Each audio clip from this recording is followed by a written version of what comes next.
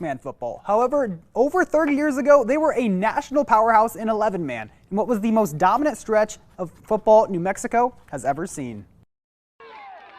I mean, it was a machine, man. He created an absolute machine.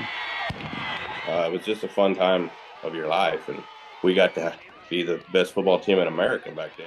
From 1984 to 1990, the Animas Panthers went on a historic streak of 7 consecutive state championships. That's thanks to a 72-game unbeaten streak, including 69 consecutive wins. At the time, that was the longest streak in America, and that's thanks to a culture created by head coach Billy Henson. If you could play, you played. I mean, it didn't matter what grade you were in, or how big you were, what age. If you could play, you got put on the field. You know, if you weren't on the football team, you were a manager. You know, you were equipment guy. Yeah, everybody was involved, and drill after drill after drill after drill to perfection. I mean, everybody was dialed in. Not only was the community around Animas bought in, but the Panthers' dominance gained the attention of national news outlets such as Life magazine. When teams see success, you know, you got the common population wants to go against them. It seemed like we had such a community; people were vying for our victories. We would go to an away game, and the away side of the stands would be completely full.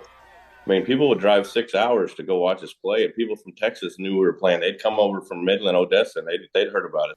Now, these kids weren't the biggest or the strongest, but rather a group of unique individuals from a small mining town who only knew how to win. So we're just a bunch of farm kids and copper mining kids, and it's like you see these movies about Friday Night Lights and that one in California. It's like, I wonder if they ever did a movie about Animas, what it would be like. Now, over 30 years after that streak, the impact of those Animas teams resonates more than ever before. You're just a kid playing football, having fun, and I mean, we didn't really realize how big a deal it was till you're grown. And then you look back on it and go, man, that was a pretty big deal. To be part of it was phenomenal.